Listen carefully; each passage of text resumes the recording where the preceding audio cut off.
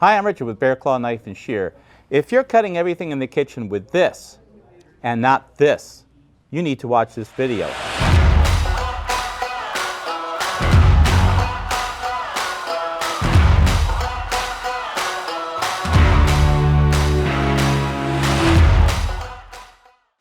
Hi everybody. You know, I see it all the time. People come in and they're looking for the perfect paring knife to do everything in the kitchen. And this is all they really use is a paring knife in the kitchen. Now, any knife will cut just about anything. But if you're working in the kitchen, why work so hard? A paring knife is difficult to use in the kitchen. It's so much easier to use a chef's knife. If you go to a commercial kitchen, all the chefs will not be using a paring knife on anything except for the finest little tasks. They'll be using a chef's knife. There's a reason for that. It's because it will make your life so much easier. So stick around. I'm going to cut up some stuff and I'm going to show you what the difference is between using a little paring knife and a big old chef's knife. Let's take a look at what I have here on my cutting board. So here on my cutting board, I've got some different vegetables. I've got a pepper, really nice little red pepper here, a tomato, and I've got some really nice parsley here, beautiful parsley. And then I've got some celery too, because celery is so much fun to cut. I just love celery. Let's take a look at what this all looks like when you cut it with a paring knife as opposed to a chef's knife. This is a very nice little pepper, very fresh. With a paring knife, you got to work at this just a bit. And then to cut little strips, you could do it, but it's hard to do and be consistent, right? Because we want little strips for maybe stir fry, you know, you want these little strips. But now with a chef's knife, now you can put this up against here. You know, you just kind of make a little spring out of your fingers, make a little spring out of your fingers, and you run your chef's knife up against your most forward finger here, the middle finger. And you use this to hold down the food. You use your thumb to pull back. So you're holding down the food, you're pulling back a little bit at a time with your thumb, and then you let this ride up and down on here. You'll never cut your finger because your finger is never in the way of the cutting part of the blade here, just the side of it. So it's much easier to cut little, and that's really sharp too. Much easier to cut a little bit off at a time. And you just keep pulling this back as you keep cutting with this. And it does a beautiful job. But you can't do this with a paring knife. You just can't do it. Look at all those beautiful cuts. That's perfect for stir fry, perfect for anything. All right, let's take a look, now that we've done pepper, at celery. Celery is so much fun to cut. You cut the ends off first, what you're not going to use. That way it lays a little flat there, a little flatter. And then I like using, you can use a rock cut on this and just do it the same way, run it against the fingers and do a rock chop. I like chopping it.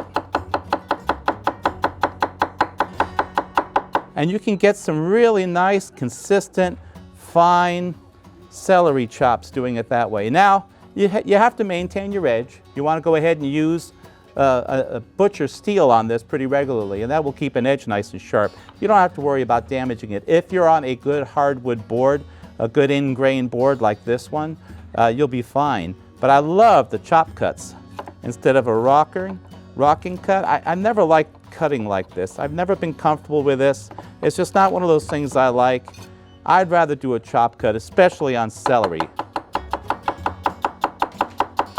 So much more fun. You got to have some fun in the kitchen, right? If you're going to have fun in the kitchen, you need a chef's knife, not a paring knife.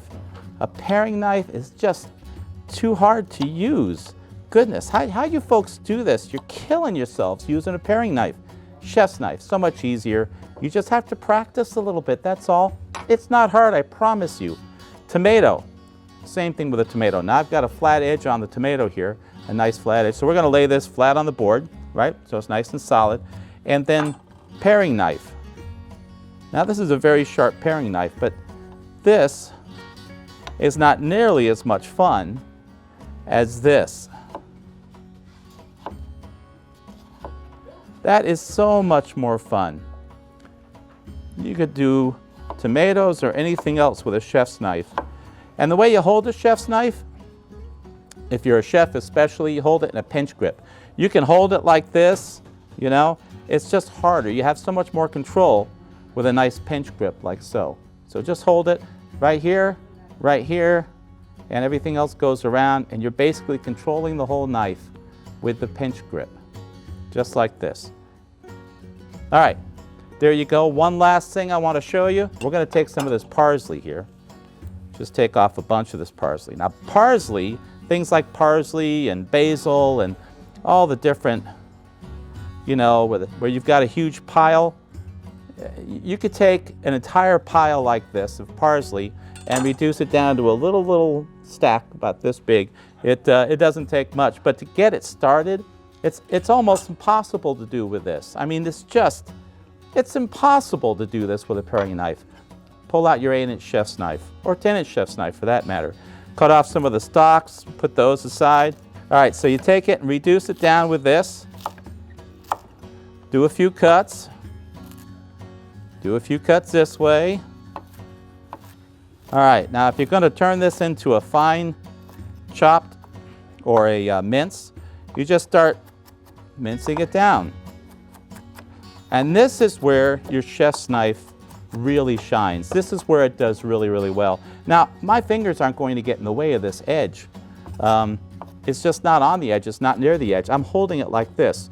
This part is above the highest angle of the rocker right here, and I'm just doing basically this, and I'm rocking it back and forth. And you can reduce this nice big pile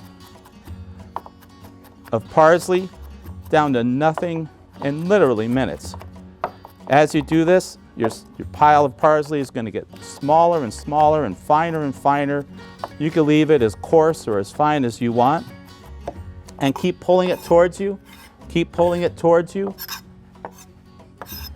and making it finer and finer, little by little. And before you know it, this is super fine, and you can use it in any of your salads or any of your recipes.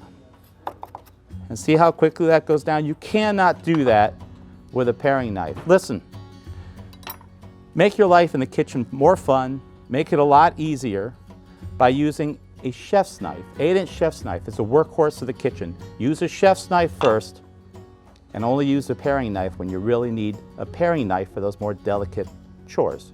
And you're going to be a lot happier in the kitchen. Try it out. See how you like it. Practice. It doesn't hurt to practice. And have fun in the kitchen. I'm Richard at Bear Claw Knife and Shear. Come and see us, or see us online at bcknife.com.